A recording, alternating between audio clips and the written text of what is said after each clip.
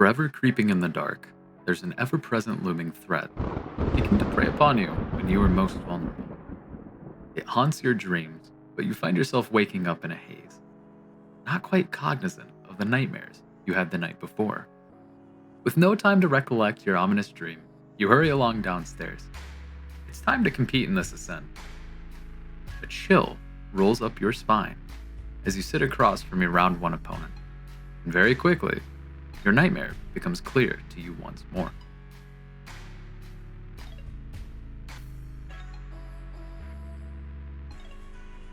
The Crux element in Grand Archive has been a long-time staple, being one of the two original advanced elements of the game, alongside Arcane at release.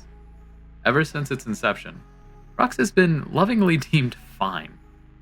This is your buddy Rex, and today let's take a stroll down memory lane on why Crux has such a lasting mean streak with the community. First, let's start with the Prelude era of the game.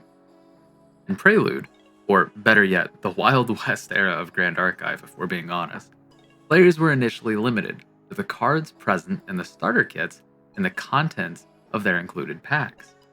However, this all changed in early January 2023, wherein players were treated to the full contents of Dawn of Ashes First Edition within the Index. With the launch of the set and Index, players in the community began hosting tournaments via Tabletop Simulator, with the first event occurring January 14th, 2023. In the very first Prelude TTS tournament, the top 8 consisted of 3 Wind Crux Lorraine decks, 2 Fire Luxem mid-range decks, 1 Erupting Rye, 1 Water Crux Lorraine deck, and 1 Fire Crux Lorraine deck. Taking 5 of the top 8 spots in the very first TTS tournament, Crux started the game taking a rather dominant position. Back then, however, Crux-based Lorraine lists looked fairly foreign to what one would expect nowadays. It wasn't uncommon to see Pendragons take up only 3, often less, slots in the main deck, and even wilder, Intangible Geist could even be seen running around in the wild. Decks would tend to stray away from heavier advanced element packages, predominantly out of fear of bricking from perceived lower cycling and filter early on in the game's life. Players would instead opt to try to play boots on the ground and get as much value on board as they could. Damage was the name of the game after all, and what better way than with a bunch of allies providing consistent turn-over-turn DPS. The first big shift was seen whenever Killidus took home the second Prelude TTS tournament with a 6-0-0 record with a Water Crux Lorraine deck oriented around comboing with Spirit Blade Onsoul and Spirit Blade Dispersion. See, back then, weapons did not lose durability if they attacked while under the effects of Spirit Blade Onsoul. Thus, whenever you onsouled, you could immediately follow up with a dispersion after attacking with your swords, remove all of the durability counters from all but one sword, and then swing with Lorraine Crux Knight using that last sword. In doing so, you could one-shot any champion that wasn't Lorraine, as you could easily deal 25 to 26 damage. Notably, the second Prelude TTS tournament would feature 6 Crux lists in the top 8, with only 1 Erupting Rye and 1 Water Luxem Xander holding the rear guard. Each of these 6 Crux Lorraine lists were either using Onsoul or Onsoul Dispersion combo. This pattern would continue on into the first Battle of the Archivists tournament, wherein Onsoul Dispersion would reign supreme once more, this time featuring Gazimus on a Fire Onsoul Dispersion list, and only 5 of the top 8 being on Crux lists. After this tournament, Spirit Blade Onsoul would be changed such that swords would now lose their durability counters after attacking as though they were allies. This change was massive in the grand scheme of things, and would lead to some major shakeups in our final Prelude tournament. In the third and ultimate Prelude TTS tournament, we were shown what a format without Onsoul Dispersion combo looked like, and it is kind of disgusting. Welcome to the Infusion Lorraine meta, starring once again 6 Crux decks in the top 8. In the top 2 seats of this tournament, we have Fire Infusion Lorraine and Wind Infusion Lorraine, or as some old heads in the community might know it as, Ferrari. The goal of these decks was pretty simple. Pop a bunch of infusions on a sword, attack, drop cards, and then Wait, play Dungeon Guide? You see, back then, leveling up actually woke up your champion, even if you failed to find. As such, playing a Dungeon Guide to level up would actually extend your fusion combo. But in this tournament, you might notice something a little special in the results. The very first instance of Avarice looping being present in a competitive deck. For those uninitiated, Avarice looping is the process of using Spirit Blade Ascension to return a sword to your material deck in order to bring out Sword of Avarice. However, there is one small catch in this process.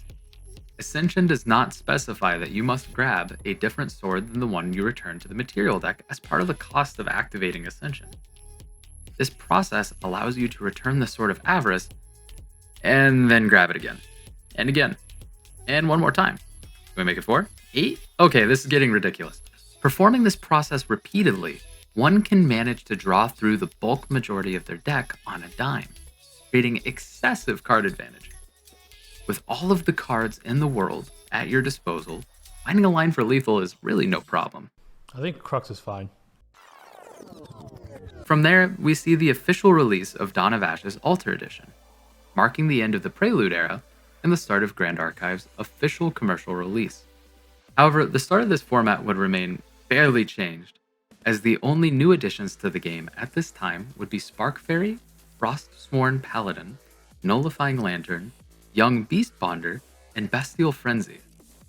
Out of these 5 cards, the heaviest hitters for the format at present would end up being Frostsworn Paladin and Nullifying Lantern, as Frosty would go on to push water back onto the map, and Nullifying Lantern would aid decks in having some level of defensive utility against Erupting decks, pushing Erupting combos, sometimes, back by a turn or 2 if they didn't see their Spurn to Ashes. As the format was largely a continuation of the Prelude Infusion meta, and there were not many tournaments of note for a brief period of time, we can just go ahead and fast forward to June 19th of 2023. This date would stand in history as a major shakeup for the game at large, wherein leveling up would no longer cause your champion to wake up. As such, Crux decks would move further and further away from infusion packages, to relying on Onsoul as their primary win condition. Alter's format was essentially an extension and natural evolution of the Prelude format, with the Onsoul Dispersion and Infusion combo decks being brought into line with their counterpart archetypes. While Crux overall was reined in fairly significantly, it didn't really sufficiently alter the course of the meta at large. Following the discovery of Avarice looping near the end of Prelude, nearly all Crux decks would go on to utilize it as a massive influence generation tool. Avarice looping would act as a springboard to catapult Crux leaps and bounds above most other options in the format. For example, in the Dawn of Ashes Alter Edition format, there were 12 recorded events with 20 or more participants. Across all of these events, Crux Lorraine would go on to take 58% of top cut positions on average. While normally, I wouldn't recommend combining data points of decks of different basic elements, even if they have similar top ends. Crux with Avarice is one mighty exception. The general strategy of each of these decks was to get to level 3 as fast as possible, gain massive influence with Avarice looping, play Onsoul, and kill your opponent. Of the 3 basic elements, Fire would provide access to a stronger sweep, faster influence gain, and alternate attack kill paths with stuff like Rending Flames. Wind would provide access to powerful fog effects like Veiling Breeze, great deck filtering, and alternate board-oriented kill paths using Phalanx Captains and Banner Knights. And Water would provide access to excellent temporary advantage generators, such as fogging attacks with Shrouded Mist, denying damage with Water Barrier, or using Nia and Chilling Touch to put your opponent in awkward positions. There really isn't much to say about Crux during this period of time that hasn't already been said. Players' sentiment was fairly ubiquitous during this era of Grand Archive. But, with every great evil in the world, there's always something much more horrifying that remains unknown, lurking and waiting to strike until the time is just right. Introducing Merlin Kingslayer. Where do I even begin with Merlin? The Memory Thief, in her pursuit of power in Cambria, would proceed to take over and possess Lorraine. It's kind of funny how life imitates fiction in this sense. Merlin would very quickly overtake Lorraine as the face of Crux and usher in the next era of Crux domination. Every turn, Merlin would accrue more and more power in the form of scaling levels, with every other turn bringing her an extra drawn card plus 2 attack power until end of turn. With the introduction of Resolute Stand and its nearly ubiquitous use, the on-sold decks of Yester format would be slain by the Kingslayer. Merlin's first event tops would be in the initial forms of Wind and Water Crux Merlin, both decks trying to outgrind their opponents. Between the two, Wind would be seen as the optimal version of Merlin, with some claiming it to even be an unbeatable monster in skilled hands.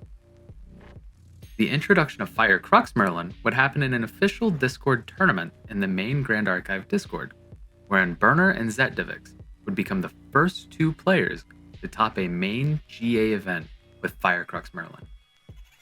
Directly following this Discord tournament, 3 weeks later, would be the very first Ascent in the life of Grand Archive, Ascent Houston 2023, wherein 3 players would go on to top with Merlin: Picklesword and Burner on a Fire Crux Merlin deck, and Limelight of Creative Shock on Wind Crux Merlin.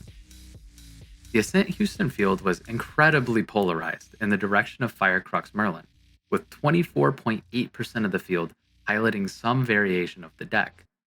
The deck was so popular that the Fire Crux Merlin deck that Chess Club opted to take was specifically created to win as many Merlin mirrors as possible by pushing other Merlin decks back by a turn or 2 with Sword Destruction effects, Slay the King to pull out Tithe Proclamation, and Scry the Skies to find pieces way faster than most other opposing Merlins could hope to.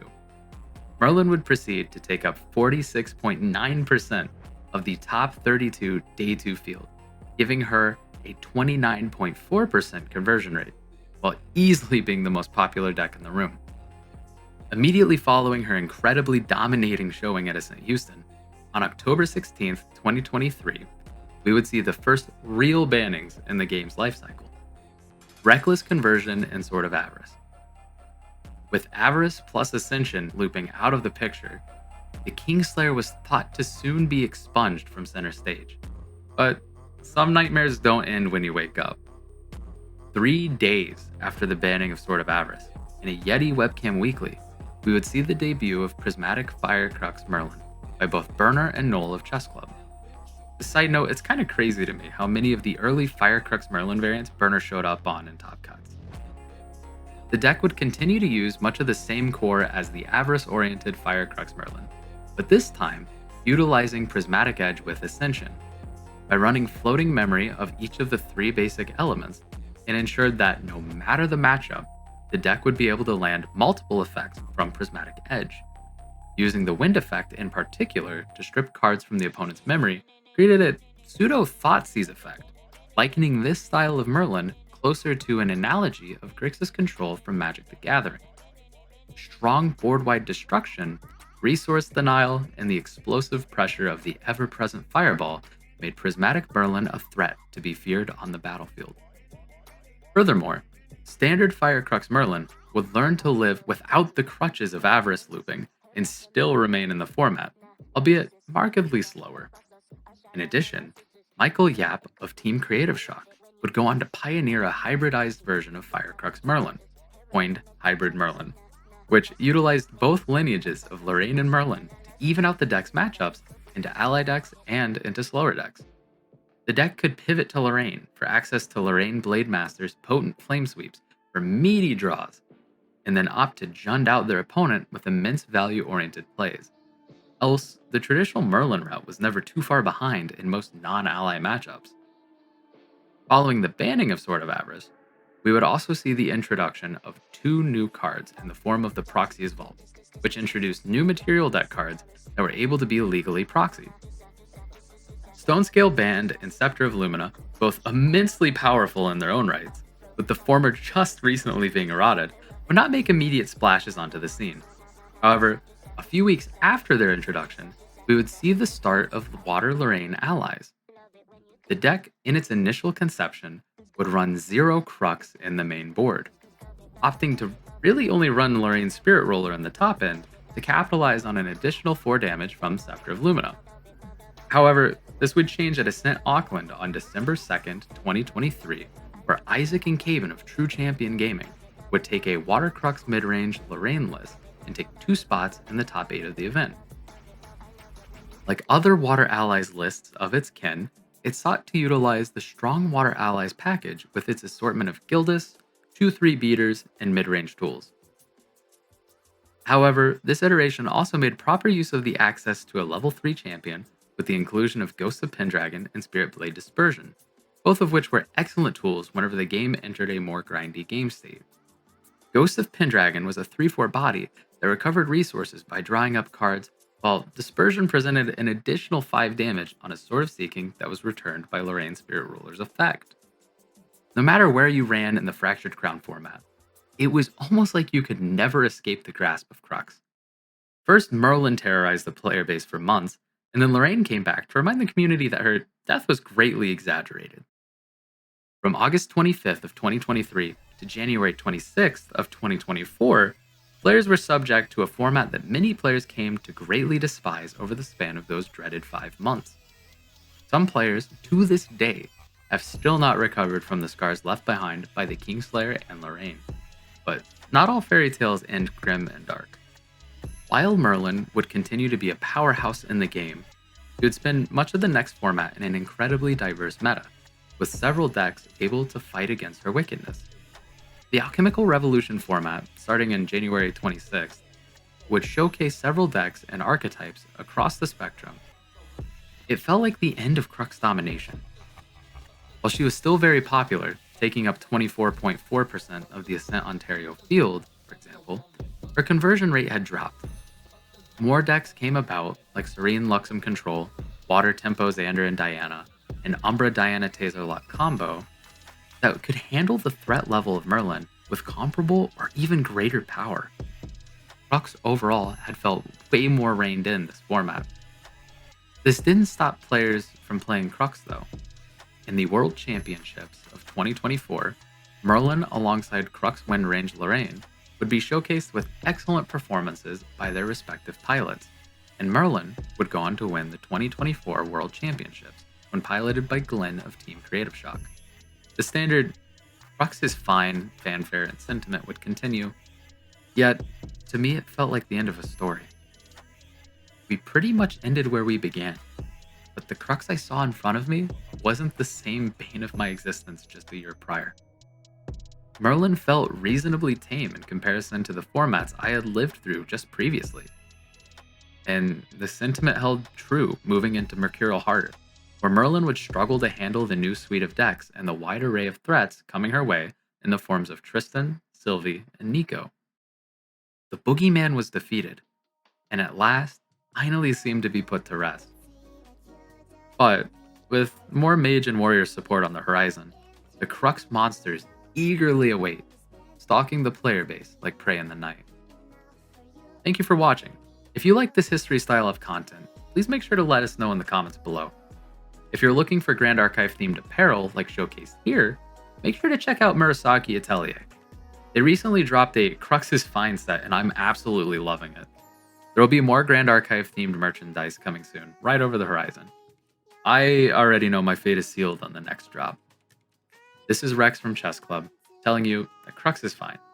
Later.